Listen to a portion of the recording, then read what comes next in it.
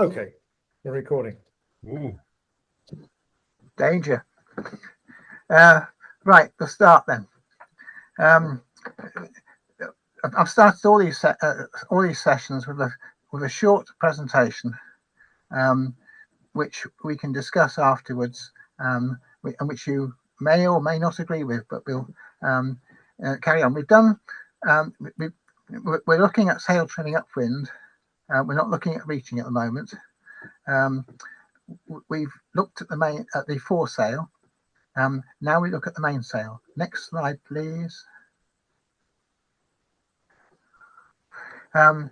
It's not original stuff. Those are the sources for the material that I've been using. Next slide, please. To recap, we've looked at pointing and we've looked at going speed, and you can see if you point high, you go slower, but you cover less ground. If you go for speed, you go faster, but you cover more ground. And on this example, where two marks are 5.5 miles apart, if you point high, if you point high, you cover a distance of about 7 miles, whereas if you go for speed, you cover a distance of about 9 miles. Neither is right or wrong. It all depends on the circumstances and the skill and judgment of the sailors. Next slide, please. We've discussed how the sail works. The sail has a camber which is built into it, and the rounder the camber, the more lift or power you get from the sail. The direction of the lift is sideways, and the boat would go sideways if there wasn't resistance to the lift given by the keel, and that turns the sideways lift into a forward driving force. At the same time, there is a force called drag, and the rounder the sail, the more drag there is. Drag increases with speed, so therefore when the boat is going slow, there will be very little drag, and therefore it may be advantageous to make the sail rounder. If there's a lot of wind going over the sail and you're on a flat sea, then you want to eliminate drag as much as you can, and so therefore you flatten the shape of the sail. So go on to the next slide. We've discussed foresails trim, and we've just seen how it's necessary to get all the telltales flying together.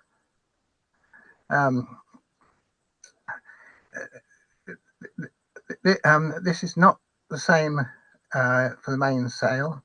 The mainsail is different.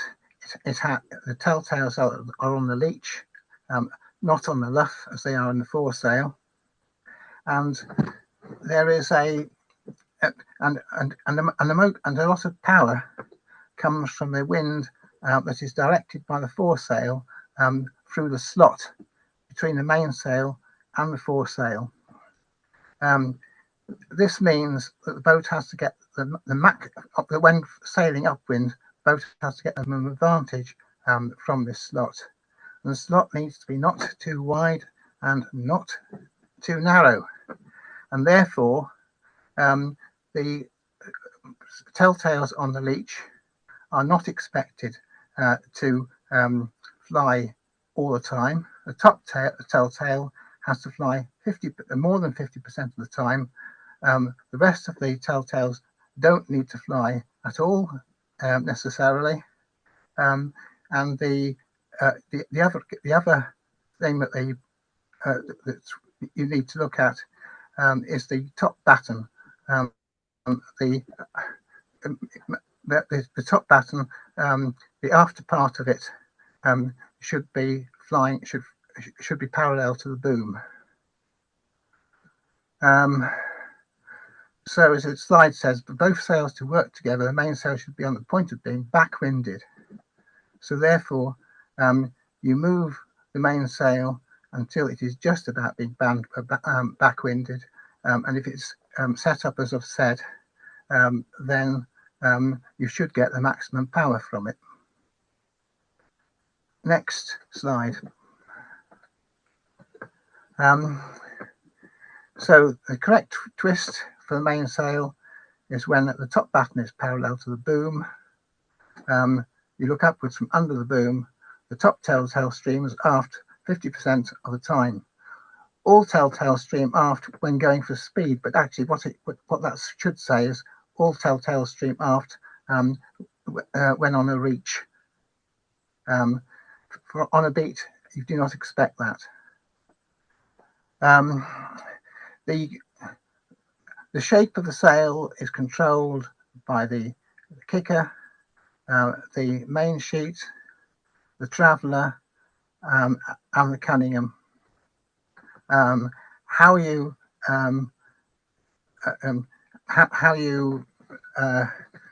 use those aids to change the shape of the sail is really a matter of skill and judgment, and of course each boat is different. Next slide, please.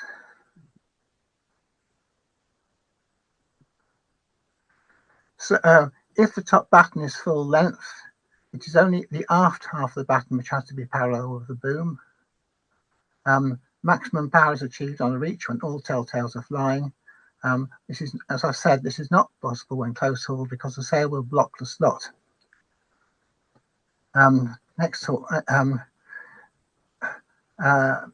close hauled, it is important to keep the shape of the sail. So when a gust comes, it's better to drop the traveller rather than to release the sheet, because if you drop the traveller, you keep the shape of the sail, and you can bring the sail back up again with the same shape, and you don't have to reset the sail. Next slide, please.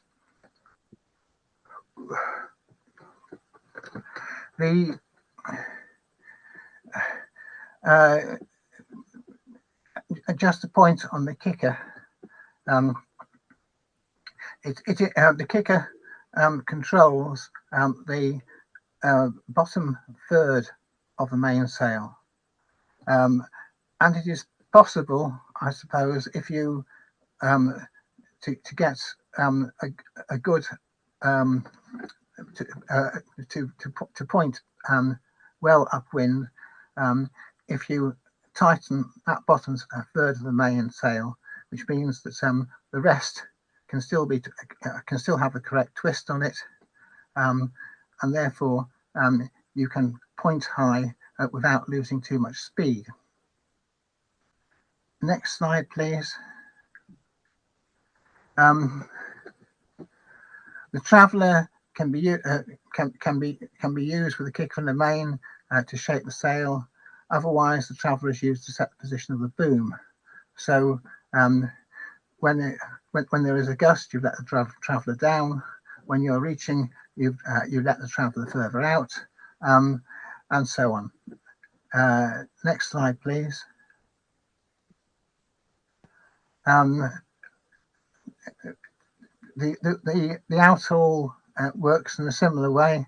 If you want the sail to be flattish, you tighten the outhaul.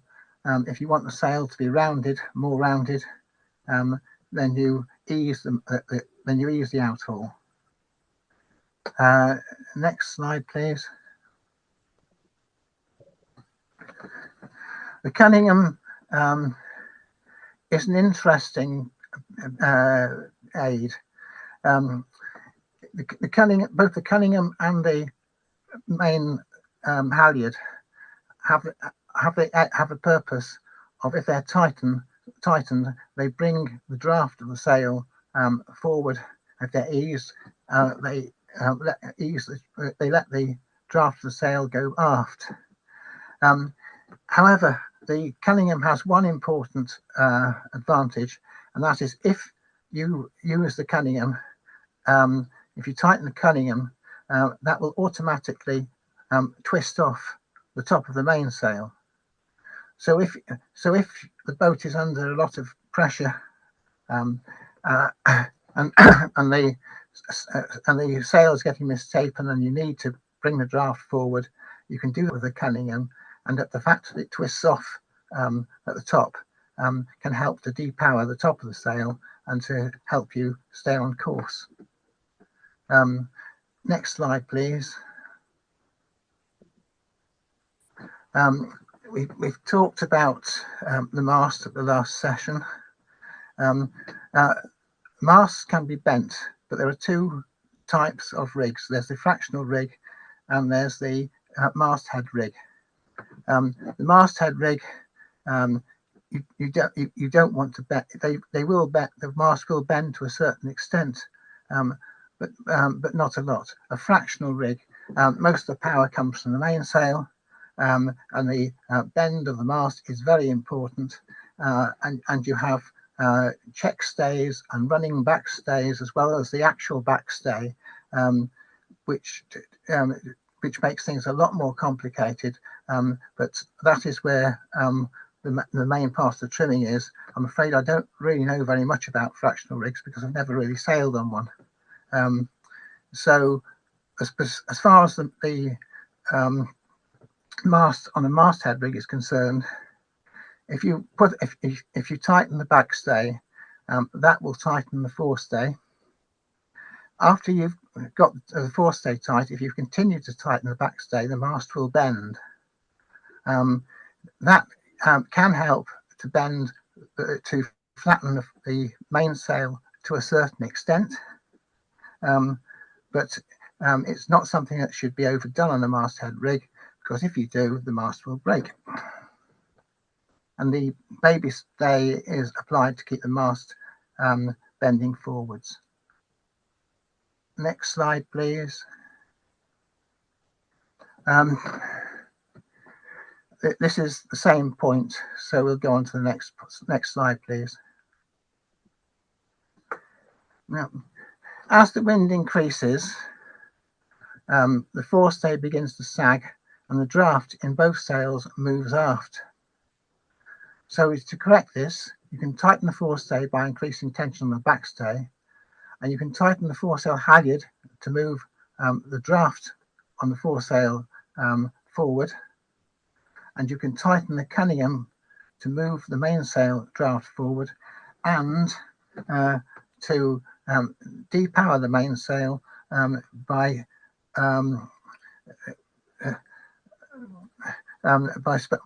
spilling wind at the top. Next slide, please. If in very light airs and in conditions where there are big waves, you could try easing the sheets a little to give the sails maximum lift and power for being more rounded. Next slide, please.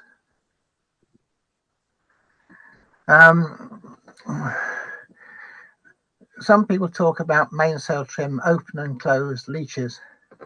The point is, if you tighten the sheet if you tighten the sheet or the kicker of the mainsail, this will tighten the leech of the mainsail, and this will take the twist out of the mainsail. Now, if this is done, the boat will point better, but it will not go as fast. But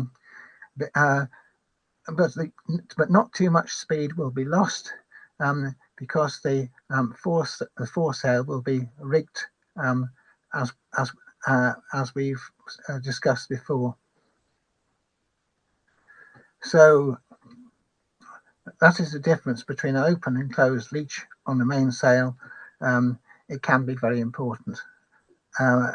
Next slide, please. Next slide, please. So the last thing I want to talk about is what happens when the yacht is overpowered.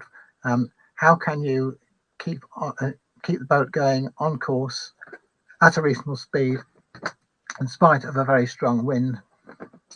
So first of all, the team will already be on the windward rail, which will help. If the boat is overpowered in a gust, we will not want to reset the sails. So release the traveller and bring it up again after the gust passes.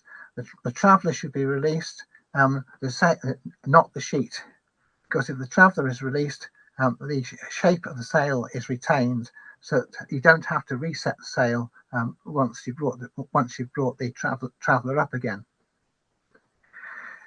If the wind is steadily increasing, then this will not work. And so, but the last thing we will want to do is change the sail. So coming on to the next slide. So what do we do then? So to avoid changing the sail, you can, as I say, apply the cunningham. This brings the draft of the sail forward, but depowers the top of the sail. You can twist off the foresail by moving the foresail sheet lead aft and easing the kicker. The top part of both sails will then spill wind, and so therefore depower them. You can ease the traveller downwards. This will result in the mainsail being backwinded, but that may be better than having to change sails, or you can still sail. The foresail will still have all its power. And finally, if all else fails, we have to reef the main. And that's my presentation, and that's the last one that I was going to do for the pilot too. And I'm hoping that this is all helpful, and that you will support and approve it if the club considers going forward to doing the full course in the autumn, starting in September. Thank you very much. Thanks, Paul.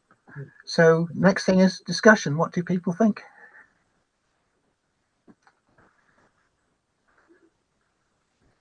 Have I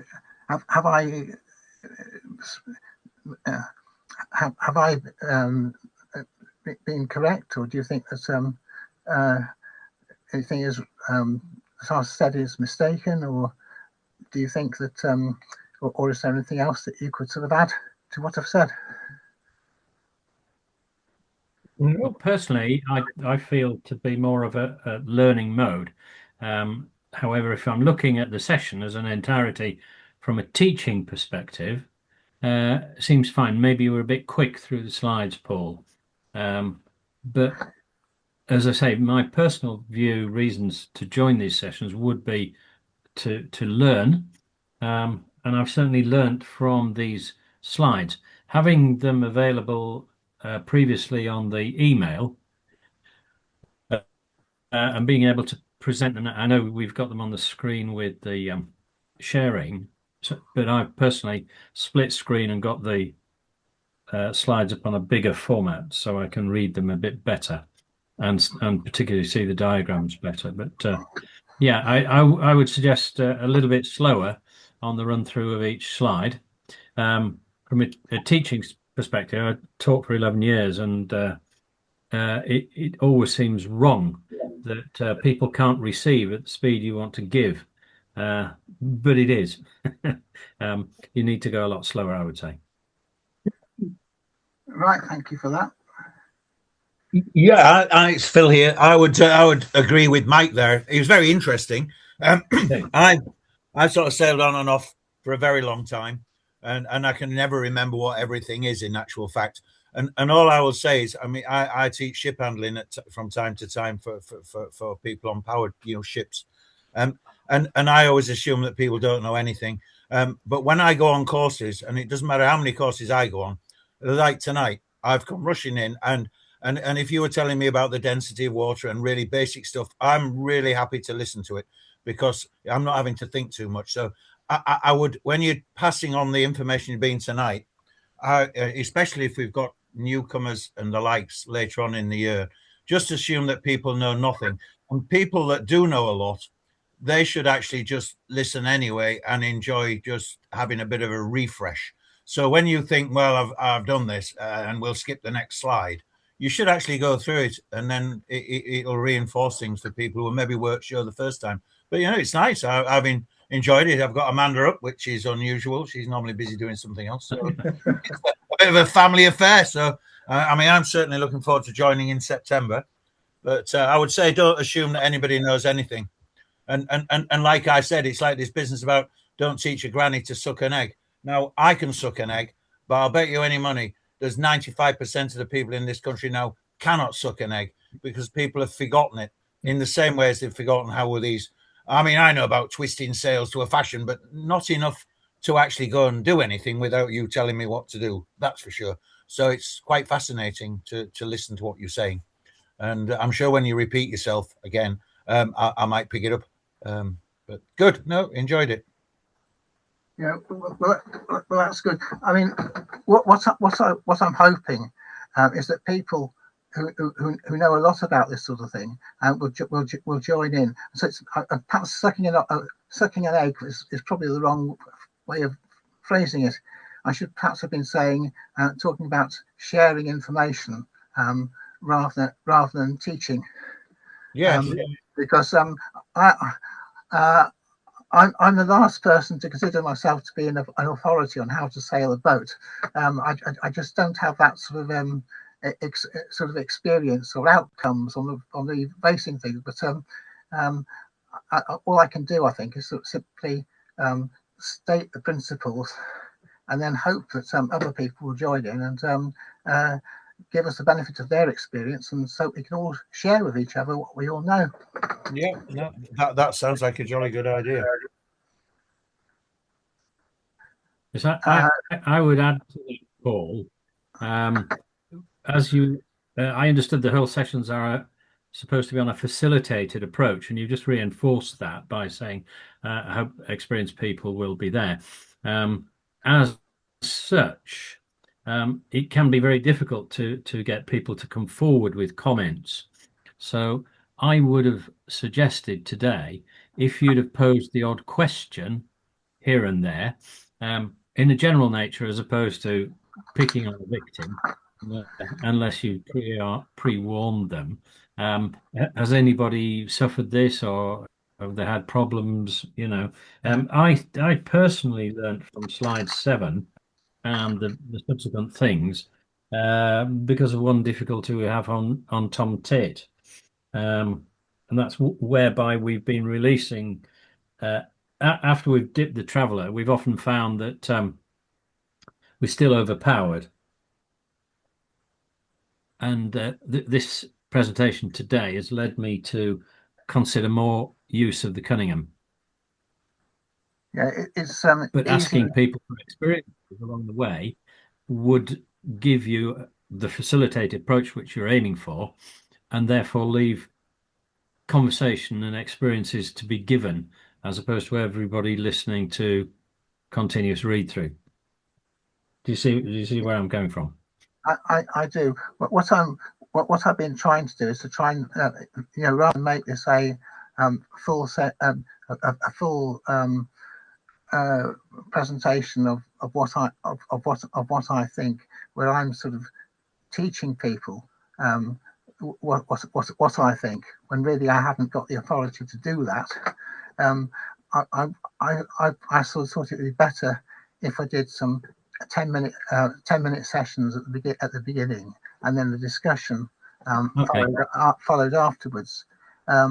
Now, this one has been a bit put together very quick. I put a lot of stuff in this one, whereas perhaps it would have been better in 2 sessions, just as with the with the foresail, I divided that into 3 sessions. So there was time for people to absorb it as they went along, but I'm afraid I've sort of rushed this one. Have no fear. But so it was interesting to hear about your experience on Tomtit. When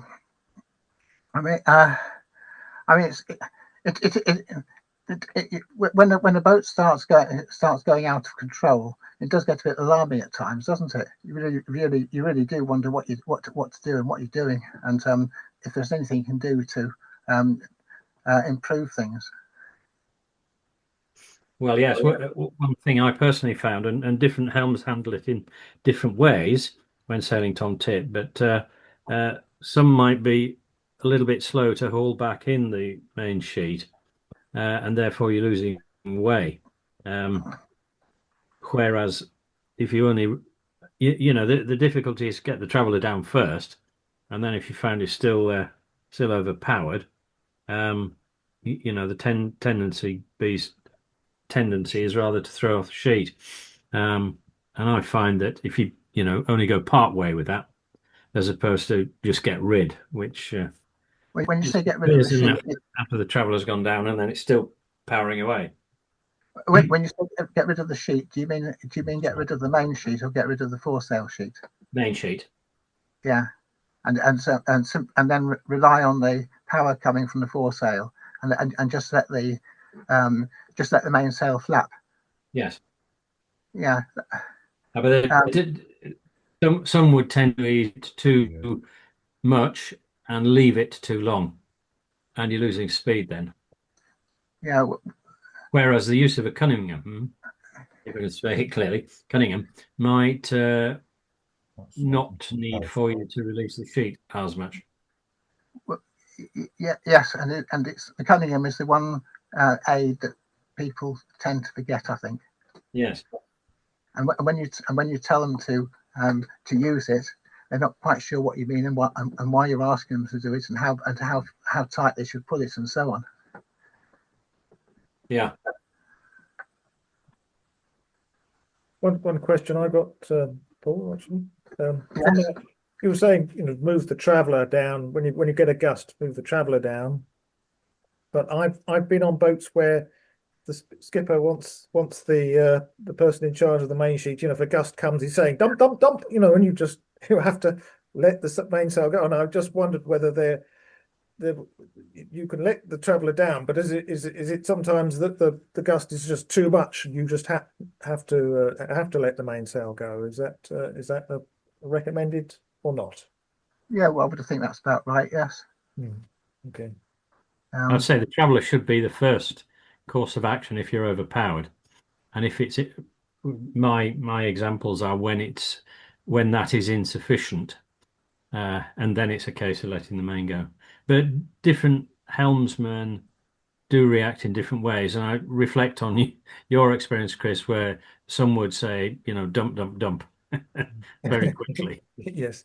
The trouble with dump, dump, dump is that if you dump the sheet as well, you've then got when you're actually able to get control of the mainsail, you then have to reset the mainsail. Yes. Whereas if you simply dump the traveller, then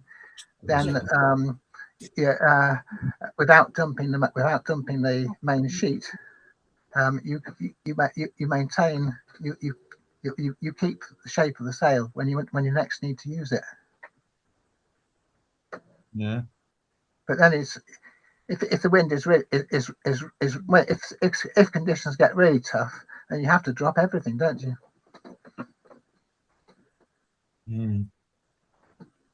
Yeah, it's interesting because I had a hurricane catamaran, just a 5'9" meter thing, and one of the things we did on there was use the downhaul all the time. So when the wind's building up, instead of slacking out the sheet, your crew member really heaved in on the downhaul to flatten the sheet, and that was by far the best way of losing some power when the wind was getting up.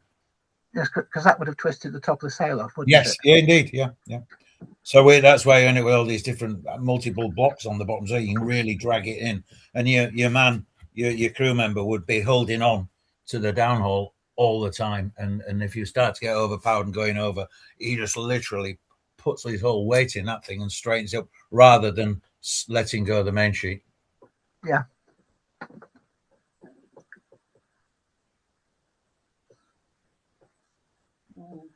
Indeed.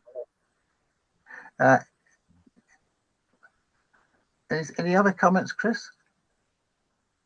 Nothing occurred to me at the time that during the talk. Sorry. Do you think that generally speaking, what I've put in the notes is reasonable and sensible? I believe so. Yeah, but if I could, maybe I might watch the video and see if anything occurs to me second time around. Yeah. Mike, anything else, Mike? Not from me. Thank you very much, Paul. Anything else from you, Phil? No, that's fine. Thanks. I enjoyed it. I think it'll. I look forward to attending it in September. I'm sure we'll all get something out of it. And like you say, if we can, it might be nice to ask a few questions and pan out your 10 minutes into a bit longer, perhaps, and then invite people with other experiences or more experience in certain areas to come forth. But I agree with Mike. It's quite nice if you ask a few questions, just get people going a little bit, and those people who are a bit shy of asking the obvious, it sometimes encourages them to come forward. Yeah. I was interested that you sail with Tony Saltonstall. Yes. Is there any chance that Tony Saltonstall might be persuaded to ask his brother to come and do a few sessions with us? Do you think? He might, but we don't see his brother very often. His brother lives down in Southampton, so he doesn't come up that often. Tony does rules and things. I'm very fortunate actually because I've got Tony and the guy who owns the boat who I used to sail with on at sea, who's an engineer in North Sea Ferries. Actually, his family used to build the rowing boats in Whitby, Neil Oram. He's very knowledgeable, and the pair of them spend the time fiddling about with the sails. It's always very interesting sailing with them. It has to be said on Wispy. It's a big heavy lump, but we do spend a lot of time trimming the sails. So and Tony knows his stuff as well for sure. But, well, I mean, his brother we only see once in a Sheffield flood. Right. That's quite often these days, isn't it? Yeah, well, there is that. Yeah, that's right. It's like sucking an egg, isn't it? Yeah, Sheffield's just been flooded. Coals to Newcastle, and what are they doing now? Importing wood chip into Newcastle. Yeah, absolutely. I'm hoping to run a practical session based on Jim's book on Sunday. Are any of you likely to be interested in that? Sadly, I'm away this Sunday, Paul. Yeah, I'll have to have a look. I'm at the dinner on Saturday night, but I'm not sure about. Yes, I'm at the dinner on Saturday night too. Yeah, but would you be interested in joining in? Not necessarily on your own boat. Yeah. Don't see if the weather's half decent. Yeah, no, we should be. I've got my daughter's in hospital tomorrow for quite a serious operation, so we've got the grandkids. That's the only thing. So I'll just have to see. But yeah, I would. I'll bring some gear anyway. What time were you thinking of doing it on Saturday? I haven't looked at it. On Sunday, mid-afternoon. Right. Okay. It would have to be mid-afternoon because otherwise you wouldn't be able to get out of the boat. No, I say I haven't taken any notice of what the tide is. So I was down. When was it down? When did we go to Scarborough? Just the other. I feel I've lost track of what date it is. Sunday. We're there on Sunday. That's right. So I'll be staying on the boat on Saturday night anyway. So I'm not allowed a hotel if I'm on my own. So Fair enough. How about you, Chris? Are you available or not? I'll have to ask the other half, see what she Yeah. said, but yeah, I think it should be okay. Yeah, that's great. Thanks. I mean, if it's a choice between this Sunday and the one after, by all means, please race with us throughout the week after. But if you could do both, that would be brilliant. Okay. Okay. I'll think about it. Right. Okay. Well, if that's everything, then can I close the session? Right. Thank you. Yes, all Yeah. done for me. Thank you. Thank you. Right. Right. Good night, all. Good night, night. and I'll see you Good night. guys on Good night. Saturday. Good night, and thank you for coming. Thank you. Bye. Bye. Bye. Bye. Bye. Bye. Good night. Good Good night. night.